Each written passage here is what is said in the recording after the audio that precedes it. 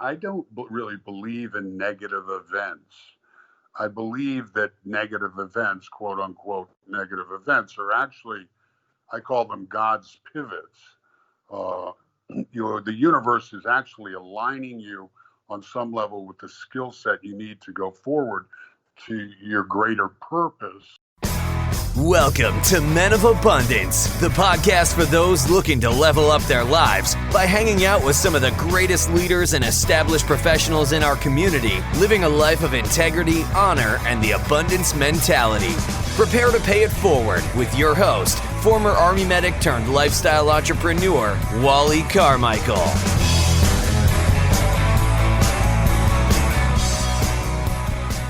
What's up, Men of Abundance? I am Wally Carmichael, your founder and host of the Men of Abundance podcast, the Pay It Forward community, proving to you that you can, in fact, live a life of abundance and prosperity in family, faith, finances, and fitness. And as you know, this is the Pay It Forward community.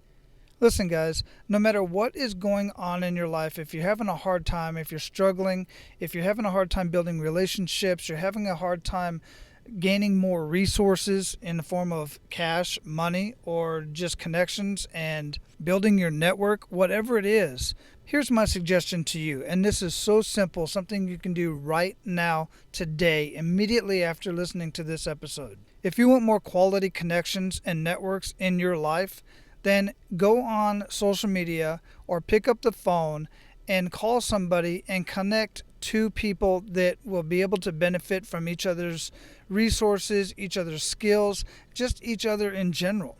By you taking the time to connect two people who do not know each other at this point in time, that will be able to somehow develop a relationship and even help and pay it forward within their communities and help them in their business or in their life or whatever the case may be, they are always going to remember that.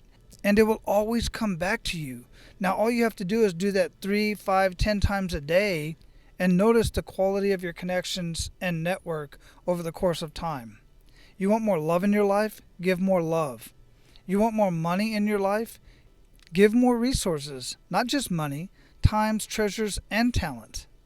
But here's the even more amazing thing about giving to others and paying it forward.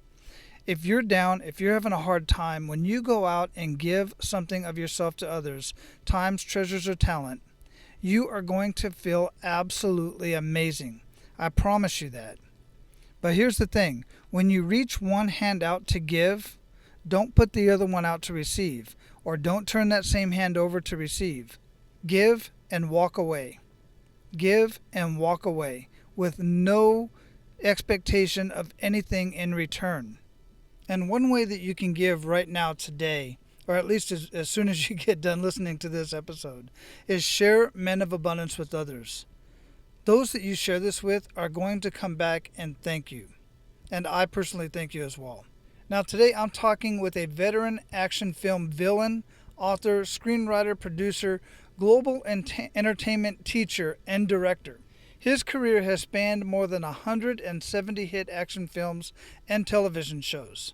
He has been killed, beat up, or jailed by nearly every leading actor on Earth and in outer space, such as Sean Connery, Naomi Watts, Jean-Claude Van Damme, Arnold Schwarzenegger, Steven Seagal, Chow Yun-Fat, Bruce Willis, Christopher Walken, Tom Cruise, Colin Farrell, and many others.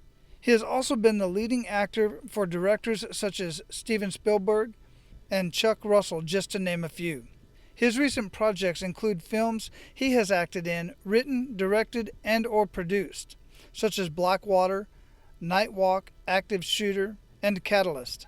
Volume 1 of his memoir, Dying for a Living, Sins and Confessions of a Hollywood Villain and Libertine Patriot, just released and can be purchased on Amazon. Men of Abundance, it is my pleasure to introduce you to Patrick Kilpatrick. Patrick, welcome to Men of Abundance, brother. How you doing? Thank you very much. It's nice to be with you. It's great to finally get you on. We've had some little mishaps here and there, but technology and all kinds of other scheduling stuff. But hey, you know what? We figure it out. Absolutely, yeah. And there's a universal timing to everything. Indeed. So where you talking from in the world? Where you at? I'm talking from Los Angeles, an area of Los Angeles called Hancock Park, and we just had the snow moon here, so it's kind of a full moon situation out here. Yeah, it's been kind of heavy out here too. It's pretty nice to see that full moon out there, especially over the water. It's absolutely gorgeous. Yeah, I envy you that. I'm where I live is very central to everything. So it's kind of born out of the time where I needed to get to the studios, um, any studio in any direction, so I can do that from here. I actually lived in a landmark building that was owned by Mae West her whole life. Oh, no kidding. That's pretty impressive. Yeah, it's a landmark building here in Los Angeles called the Ravenswood, and it's served me really well to be here. Very cool, very cool. I'm excited to have you on, man, and have this conversation. I like to start out with an attitude of gratitude, brother. What do you have to be grateful for today? That's a really, really good question.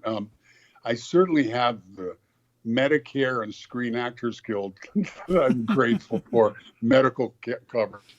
I was talking to probably the preeminent show business photographer today, and they just don't have any coverage, their health coverage. And so many people don't have that, and I'm very blessed that way. I'm very blessed and grateful my children are doing well, and my lady Heidi is doing really, really well. So we're all healthy, and I'm extremely grateful for that. I'm grateful for the success of the book, and in the midst of polishing volume 2, and planning to go to Cartagena, Colombia in May as a break after the polish period. So I'm really grateful for that too. Yeah, absolutely, man. We're going to get into your book here in just a minute, man, and it's just super exciting. But you bring up a very good point that a lot of guys don't think about when you start talking about living a life of abundance. And everybody, even just today, I was having a conversation with a guy who was looking at a job because one of my friends posted a construction type job for heavy machinery down in the Phoenix area. One guy replied back and said, "How much is the job? How much is the pay?" And there's a guy that I know, so I said, "Look, guy, you need to be asking more questions. It's not just the pay, it's the benefits, is there medical, because that's a dangerous job.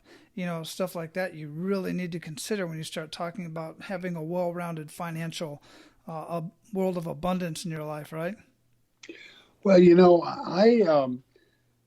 I always, as working as an actor for many years now, over 3 decades, I had 2 sons and a family that I was helping to raise and all of that. And I never really was much of a saver.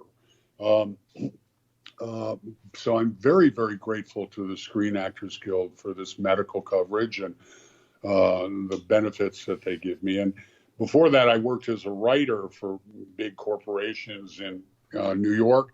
And yes, they always had health benefits and things like expense accounts and things like that. And that allows you to live very much better on a higher quality than a lot of people are able to do so. I frankly don't know how people do it, because particularly as you get older, the healthcare is very, very vital. For me, having done so many action movies and so many of my own stunts, I had to deploy that healthcare a lot of times to resurrect myself. So I've always been grateful for that. I'm very grateful for my Jaguar. I put my kids through college with 3 Priuses, and so when I finished that, I got myself a Jaguar, and what a superb engineering experience that car is. So I'm just grateful I'm healthy and still vital and relevant and having a good time as a writer and an actor when I work. That's awesome, man. I love it. Yeah, and congrats on the Jag, man. That's a great thing to do once you get the kids out and stuff like that. And I just can't understand how I know it's hard for young families to even get started without all that stuff in place, all the insurance was talking about. Well, listen, Patrick, we already know that you're just this amazing veteran actor, villain, author, screenwriter, producer, just doing amazing things out there. But aside of all that professional stuff, let's get a little bit personal. How would you describe yourself? Well, I started out dying for living saying I am not a noble man, and I am not a moral man. I'm ending up volume 2 with I am a noble creature. So there's a bit of an arc there. I'm really talking about all of us. God, how would I describe it? I generally try to let other people do that situation. I'm most proud of my work ethic and the love and respect of my sons and the woman that I'm involved with. And I've got a large circle of acquaintances, and some of whom are closer friends. I'd like to think I've tried to do the right thing at every juncture. Not always when I was younger, but have found my way to whatever nobility we're able to summon as human beings. I'd say I'm pretty fully engaged in the political life of my country and the world of current events that we're existing in. I try to treat people generously. I've always tried to be very generous, whether it's a small thing of servers when you're getting a meal, or whether employees or people that you work with. I really don't think you can take it with you, so I try to be as generous as I possibly can with the people who come into contact with me. Yeah, that's pretty impressive, man. And thanks for sharing that. I know it's not always easy for people to mention that themselves. Like you said, other people do that well for you. But that's why I like to ask that question too. It's a little bit of thought process going on there, and I really appreciate you giving us that. One of the things that I've always been interested in, and specifically with your frame of work, and specifically with the characters that you've played over the years, being the villain, one of the things that got me thinking about this question was years ago when the movie Stranger Than Fiction came out. And it's an author writing a book, and the character she's basically telling the story of a live character, but basically she kills people for a living, at least in her mind.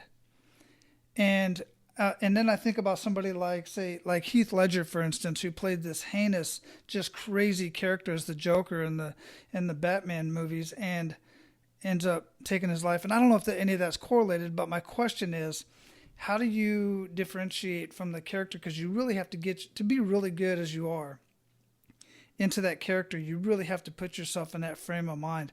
How do you differentiate that from that in real life? Well, you have really good questions. The truth is, you become much more adept at that, at separating things as you go along and become more skilled and masterful in your craft.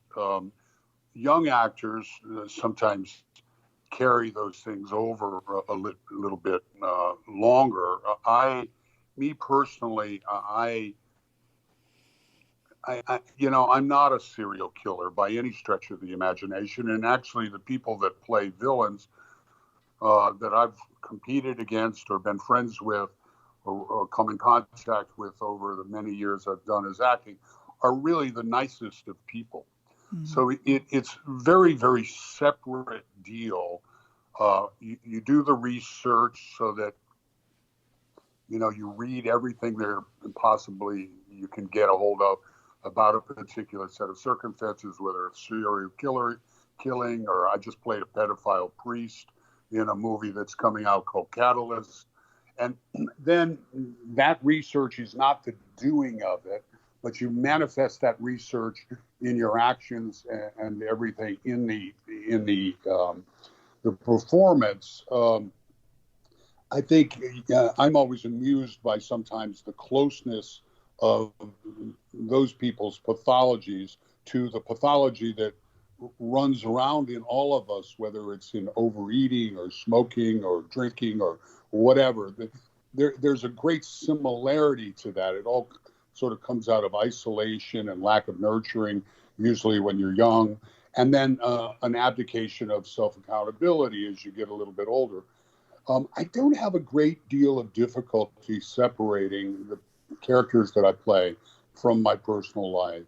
Now, I know there's some method people that do it 24/7, but to some extent, I make fun of that circumstance in my book.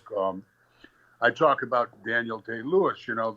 Daniel Day-Lewis is a superb actor, but his world is doing a movie once every 2 or 3 years. If you're a working actor and they tell you to be a Serbian, you're a Serbian 20 minutes later. And if they tell you to cry, you cry on the drop of a hat. So Daniel Day-Lewis was on Charlie Rose before the sexual harassment fall of Charlie, and he was talking about Charlie asked him, how did you get the voice that you used in There Will Be Blood? And he said, I recorded little bits of dialogue every day for months, 8 months, and I sent them to the director, and finally we came up with, well, I hear stuff like that, I have to laugh, because for me, it was the same voice he used in Gangs of New York, and also, if I have to come up with a dialect, any working actor who has to come up with a dialect can come up with a dialect in 10 minutes. So it's just what you get used to. A race car driver gets used to going 220 miles an hour, and that's a normality for him. If you're a working actor, you're separating yourself in and out of different kinds of people very, very rapidly. Like you'll go to a meeting and they'll say, wow, you did a great job on that, but we want you to read this other part. So you come back 20 minutes later and you're a completely different person. You're not taking a lot of that stuff home with you. And the truth is, whether you're an Academy Award winning actor or you're a working actor or whatever, once you finish, you're a father, you're a lover, a husband, whatever, and you have to conduct those things. I think in the case of Keith Ledger, he just was exhausted. Mm-hmm. I think one of my greatest strengths is I was able to, because of athleticism, an athletic background, some of which had to do with a car accident that I had. And so I learned about resurrection of my physicality after doing my own stunts or fighting all day and massage and chiropractic and all of that, that I was able to put myself back together. I think in the case of Keith Ledger, he had done such a tremendously demanding job that, he's drinking coffee to get up, he's taking pills to sleep, he's smoking, he's maybe drinking on top of that. So that's a recipe for disaster. If he had gone for a Caribbean vacation after the Joker, instead of right into another movie, he might be still with us. So you got to learn how to adopt day-to-day, very healthy habits. You can't find your sanctuary in drink or drugs or sex or cake or whatever it is. You've got to have some self-discipline about it. Yeah, I totally get that. And one of the things that I've done in the past and I do now to a certain extent is I was a master resiliency trainer for the Army. And I found a lot of that, a lot of folks, like you said, some people deal with it better than others. Some people deal with going into kicking in doors in Iraq and Afghanistan and then coming back home and being just fine. Others just lose their mind. They just can't, turn that off. They stay in that environment, and then they become adrenaline junkies and all kinds of crazy stuff, or turn to alcohol, drugs, you name it. So yeah, I totally see that. I think, and thanks for bringing me that perspective, because it's something I've always considered when it came to acting, because I just know you got to put yourself in a mindset. That's really, you can just see the level of professionalism, the way you put it, being able to go do one scene and then come back and do a completely different character is unbelievable. I'm always impressed with that. Well, that's what we teach young people or older people too. I mean, I've got one gal who's 60 years old and she never stops working that studies with me. But the truth is you get better and better at that. When you do an audition or a performance, your adrenaline, like those guys in war, is racing. And you just come back. at modulating your instrument so that the second you're done, you can put yourself back down. Because the director may be talking to you and giving you some instruction, and you've got to be able to listen. And if your adrenaline is going 90 miles an hour, you're not going to be absorbing as well as you might if you can bring your breathing down and all of that. I think the chemicals that go into God. Have you ever read On Killing by Colonel Dave Grossman? No, I haven't. It's a great book, and given your background, I think you'd really like it. He's kind of the foremost authority on the effects of combat on people, and he's written two great books, On Killing and On Combat. And also Sebastian Junger wrote a great book, the guy who wrote Perfect Storm. He wrote a great book called War, and he lived with a company of Marines, I believe it's Marines, it may have been soldiers, Army in Afghanistan for a year. And they talk about the chemicals, the endorphins, the adrenaline chemicals that are being injected into soldiers when they're facing combat situations. And as you say, coming back and looking for that same high and the effect that has on people. There's a lot of self-rationalization that goes to that. You know, a lot of actors, they do a great job and maybe they've got a family at home, and then they say, well, you know, I deserve to be able to have this mistress, or I deserve to have this kind of thing. There's this sort of self-rationalization that goes on, when in fact, or I deserve to go and eat that whole coconut cake. Of course you do. The truth is, you need to find healthy ways to reward yourself for and maintain yourself, or sometimes it'll catch up with you. But we've gotten into a medical discussion here, but I talk about a lot of in the book. And the reason I know about these things is because I've felt them. I've felt the pull of these things, and if you go down the wrong road, you end up, like Margot Kidder or a lot of people and she actually had, I think, some mental challenges, but, a lot of people, they run into problems, and life is challenging. Yeah, absolutely. And everybody's self-medicating themselves. Not always the wisest thing to do. I totally agree. And speaking of life challenges, one of the questions I like to ask all of my guests is it references a kick in the gut moment in your life that you're willing to share with us. And I bring this up because we all have them. It's just a matter of, what you do with that information, and do you learn from it and move on, or some people use that and turn that into their message. So if you would, share with us a kick in the gut moment with us and really make us feel that. Well, one thing that I've come to is I don't really believe in negative events. I believe that negative events, quote unquote, negative events are actually, I call them God's pivots.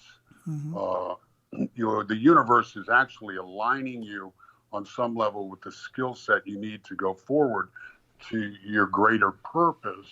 So, like, I broke my back in a car accident and I couldn't play sports for a long time.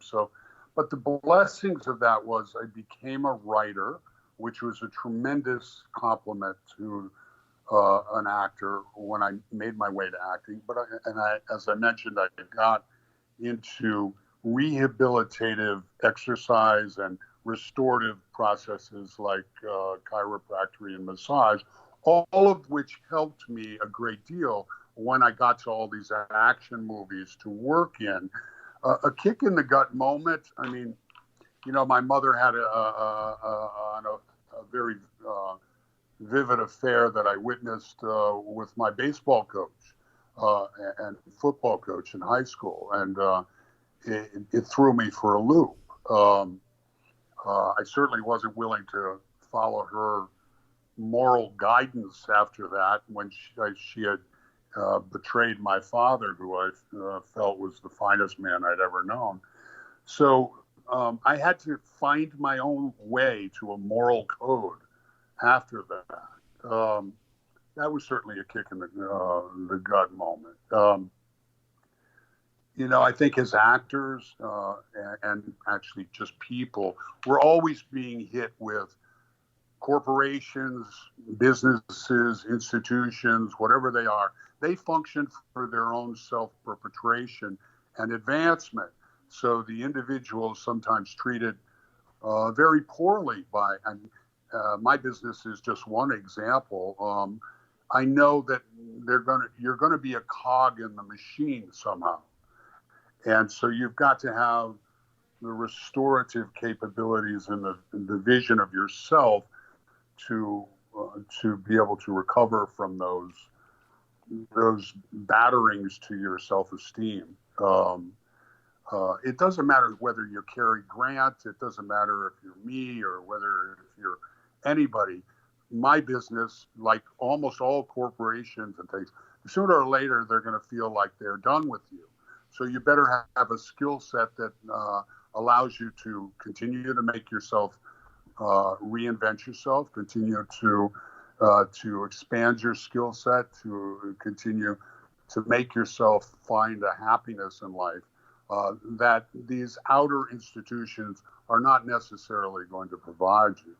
Yeah, I totally agree. And that's true in so many different industries, everything from the military, sports, corporate world. Yeah. I mean, they're just going to chew you up and spit you out because they're about the, betterment of their organization in the long haul. Yeah, remember the great movie with Nick Nolte, North Dallas 40, when he was playing football in the NFL. And I was about to say the military, the military they grind people up. Mm-hmm. And maybe that's the way it's supposed to be. We'd like to think that these institutions function on a somewhat of a humanist and a just manner, and we should strive for that. But you can't count on that. So you better have your own. So I think a lot of that comes from a spiritual life. If you're looking for external, you have to find something. You could call it God or the universe or whatever, but you're going to have to ask for help from the universe sooner or later, and that's a way to do it. And I think that's always available to us. Yeah, no, I totally agree. It's available on demand but it's a learned skill I've learned over the years, because as I'm talking to men, and I work a lot with men in various areas of their life. It just becomes more and more clear to me that not everybody has the same knowledge and the same wisdom to be able to come out of situations or to be prepared for certain situations. So I think it's a learned skill, and it's important to, like you said, have different venues to make your own happiness. Because things are going to happen, and sometimes they're going to be out of your control. But you can always control your own mind and where you are and what state you're in mentally. I agree, and some of it is genetics. Honestly, there are some cultures that foster that, whether you call it a warrior spirit or a self-reliance or whatever, that foster all of that. I've been reading a wonderful book by Jim Webb, the guy who ran for president, was governor of Virginia, and called Born Fighting, and it's an examination of the Scotch-Irish and Scottish heritage as it applies, and some of that, those people were just. It's a very interesting book because it shows it ties right into sort of the kinds of people who elected Trump from Appalachian states and other working class states. This sort of self-reliance and bottom-up anti-authoritarianism, if you would. So yeah, I think it's the duty of a father and a mother to try to instill those things in kids, and you get that by loving them and self-sacrifice yourself. I always say you can't get. One thing I've tried to in production teams is to get what I call Navy SEAL self-sacrifice, so that a team is actually functioning for the existence of the team and not just the individual. The only way you can get that is by being that kind of person yourself. Right. you can't expect it of others if you're not. In the same way, you can't expect a good relationship with your partner, your spouse, or whatever, unless you're being that good relationship type of person yourself. Yeah, totally agree. Totally agree with that. Well, Patrick, we're at the part of the show where we're going to pay it forward to our abundant leaders, where I ask a couple quick questions and you just give me, your perspective on it. You ready to do that? Sure. Yeah. Excellent. So share with our abundant leaders 1 to 3 actionable steps that they can take today in reference to some of what we've been talking about here. And after this session here, I also want to get into your book, Dying for a Living, and who that's for and stuff like this. We're going to get to that as well. What would I say to our leaders? I'd say, to continually look to the self-sacrifice of the founding fathers. If you look at people like Benjamin Franklin and Thomas Jefferson and the people who signed the Declaration of Independence, those people staked their life, their liberty, and their fortunes on the survival and thriving of an idea, which was that all men were created equal, that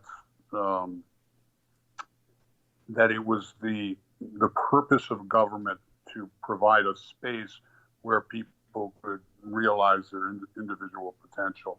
That's broad strokes and science kind of preponderance, but if you hold on to that as you're deciding your daily decisions, whether you're in the Supreme Court or you're in the Senate, the Congress, or whatever, the president, then I think things would become a much more benevolent society, and as well as a strong society. So that's basically what I would say. I mean, I always return to those guys who did it on their own, whereas rather than reaching for the greed and the other things that so many of our leaders seem to be reaching for. And I'm not talking about anybody specific. I'm just talking about, there's too much egotism and too much narcissism in what a lot of government leaders are doing nowadays, I think. What are some of the main rituals that make the biggest impact in your life, things that you do on a daily basis? Well, I mentioned athleticism. There's no question that creates positive chemicals in your body. I've always eaten purchased, because I think what we purchase is a very powerful action. But I've always purchased organic products and things like that I think not only does that serve me, but it serves the environment and the world we live in, and it's in many ways gives money to the good guys who are creating products. I certainly should pray more. And I'm acutely aware of the value of it. I don't do it as much as I should. But meditation and visualizations are things that I should do more of personally. I go shooting a lot, and that's kind of my golf. And for me, that's a meditation, competitive and like sporting clays shooting. I always feel better when I've come back from doing something like that. And primarily to get to nature, whether it's the ocean or the woods or the forest or whatever, to get out, and nature is just a tremendous healer and can stabilize a lot of mental and physical ills. I have my own creative work, and that isolates me from a lot of psychological and economic travail, difficulties. Mm-hmm. So I always urge other people to create that. A lot of people say, what do you do when you go to an audition or a meeting and you're dying for that part and you're waiting? Well, I'm never waiting. The moment I step out of that place, I'm back to my creative life, whether it's writing or helping another project to happen or teaching. That's awesome. And I love that you said shooting is your golf. I much prefer being on the firing range than on the golf. Well, I've taken some lessons of golfing when I was shooting a television show in Hawaii, and it was kind of fun, but it's not for me. I'm a shooter, and I love doing it. And not only that, but I've established a lot of really great, not only business, but friend relationships with people through that. So it is just like golf. A lot of deals get made in golf. Well, I've raised a lot of money for films from guys that I established a trusting relationship with shooting and a rapport, and then they were there for me when I needed to make an economic move with a film or a project or a development of something. Excellent. I dig it. So you've already mentioned a couple great books. What other books would you recommend to our abundant leaders to read, and why, to our listeners? Well, I'm always, God, let me think. I've read, at times in my life, I've read a book a day. I've always been inspired by people like Winston Churchill. Talk about kick in the gut moments, World War II. And Winston Churchill, I've been inspired by the people who were involved in the Civil War of America, people from World War II. Books specifically for the entertainment business, there are, but for your leaders, how about the Declaration of Independence and the Constitution? Yeah, that would be a good read, wouldn't it? Yeah, I mean, just anything that involves Winston Churchill or Teddy Roosevelt, Abraham Lincoln, Thomas Jefferson, George Washington. Right now I'm reading some stuff by Hunter Thompson, and I'm reading some stuff, Battle Cry of Freedom about the Civil War. Such a defining moment, and so much heroics and passion on both sides.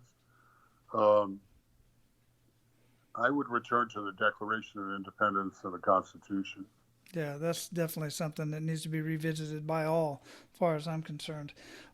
What do you feel holds most people back from living a life of true abundance? Well, certainly ill health is a terrible, it's that much more challenging when you don't have ill health. So again, establish those habits on a daily basis. I think when children, and to some extent, particularly women who have not had some form of athleticism when they were younger, it becomes very, very challenging because you're not getting the oxygen and the endorphins and all of that you need for a positive outlook. So ill health is a big thing that holds a lot of people back. I believe that where there's a will, there's a way. I keep returning to the Navy SEALs, probably because my father was an underwater demolition team guy, but they believe that everybody is capable of 10 times their perceived limitation. So I think if you come from the mindset that where there's a will, there's a way, or seek and ye shall find, and you're if you can hold on to that, you're probably going to do much, much better. I think Winston Churchill or Teddy Roosevelt said, proceed confidently and great forces will align with you and you will succeed beyond your wildest imagining. So if you proceed confidently, but if you can't get that, get down on your knees and say, please God, give me some joy. Yeah, I feel, I definitely feel that. So what does living a life of abundance mean to you? I've always really valued creative freedom a lot. Even when I was playing sports, they allowed me to be sort of this roving middle linebacker, or they called it the monster man. So I was allowed to go anywhere on the field and key off whoever their best back was or their best player. So I'm a big believer in individual freedom. For me, creative freedom, and now I don't think that's always connected to economics. It's not. Sometimes a shortage of cash is a cauldron for creativity, but kind of accepting where you are as being the place that the universe or God or whatever you want to call it that's where you are supposed to be. And therefore, there's something valuable there that you're supposed to get from it and to thrive, not just survive, but thrive from it. So it's an acceptance that this is where I am. Now, where do I go from here that's going to nourish me? I'm also, to some extent, a believer that, we're all in destiny's hands. So I never made any calculation to become an actor. It was the universe was guiding me from a very early age toward it. So I think an acceptance of that, to be grateful. You started the conversation by what are you grateful for? That's a really good exercise to figure out what are you grateful for. So Patrick, we're going to close this up, man. But before we do, what did we not talk about that you want to ensure our abundant leaders, our listeners, get out of this conversation today? And let's talk a little bit about your book before we let everybody go here, Dying for a Living. Yeah, to any leaders out there, I'd say, look, you have an opportunity to be an angel or to be less than an angel. Attempt to be an angel. Every one of us have a moment that we can. I've had angels in my life, and you have the possibility of being an angel to people. So try to take that with you. As far as the book, in all forms, it's on Amazon.com and Audible version, the paperback, the hardcover, Kindle, Barnes and Nobles. If you can't make it to one of our signings around the country, and you can go to PatrickKilpatrick.com and you can get an autographed copy from there, and also be put in touch with the events where I'll be signing and films that are going on and things like that. But PatrickKilpatrick.com and all the usual portals. Excellent. Yeah, we'll have that linked up in the show notes. I'll have certainly your website, PatrickKilpatrick.com, linked up in the show notes, guys, so don't have to worry about writing that down right now. Just go to menofabundance.com and search Patrick. You'll see the episode pop up there. And I'll have the book linked up in various forms as well in the show notes. So don't worry about that, guys. You can get it. I prefer audio. I love my audio books, man. I've been really gratified by the response. We have 100% 5-star reviews. And everyone who's tried I think it helps having been an actor and done voiceover work. The audible version is people have really raved about it. And I'm not just saying that. Because and by the way, that is a really rigorous exercise. 7 days, 7 days, 7 hours a day of recording. That was a lot more rigorous than I expected it to be. But I also want to say Volume 2 will be coming out the beginning of the summer. And I hope people like that too. That's going to be all show business all the time. Excellent. So yeah, when that comes out, definitely make sure you reach out to me, and I'll make sure I throw that link up there in the show notes in case anybody's listening to this long after the summer. Sounds great. I would definitely, either I or Lori, Lori DeWall, the lovely lady I work with who does a fantastic job. And I'll look forward to talking to you when that comes out as well. Absolutely, man. I look forward to that. All right, Patrick, it's been a pleasure, man. Go out, live your life of abundance, and keep paying it forward. I appreciate you. Thank you very much. I'll talk to you soon. Cheers. All right. You have a great day. You too. Bye. All right, guys, I want to thank you personally, especially those of you who have been sticking around and listening to Men of Abundance from the very beginning. It has been one hell of a journey, and I greatly appreciate every single one of you, especially those of you who stick around to the end of the episode to listen to my action steps that I give at the end of each episode, or at least I've been starting to doing for about the last, 50 or 80 episodes. But it's been one heck of a journey. I've learned a lot. We have so much more to go. I have so many amazing men and women to talk to over the next couple months, or actually over the next 6 months, already listed out got on my schedule, and just so much more to come. This has been a great journey for me. It's been a growing experience. I've had the opportunity to really grow my network and connect so many different people, connect you to all the different speakers and all the different guests that I've had on the show. And I hope that you've learned some action steps, and I trust that you've learned some skills and some techniques and some mindset. Is the biggest thing that I'm trying to get through to all of you, is the abundance mindset versus the scarcity mindset. My goodness, man, I get on social media and I listen to the news, and I saw an article today talking about how certain billionaires made their millions and why other people can't make their millions or billions because they don't have a garage or whatever the case may be. It's just ludicrous. And the fact of the matter is, guys, you've heard me say this so many times. You don't need $1 billion. You don't need $1 million. You don't even need a couple $100,000 to live an amazing life of abundance. Don't get me wrong. I enjoy the process and the strategies of making money. I love business. I love the whole life strategy and the business strategy of living an amazing life. It's not all about money. It's about just truly finding what you enjoy doing and doing that, whether you get paid for it or not. Hey, if you get paid for it, bonus. But you don't have to get paid for your passions.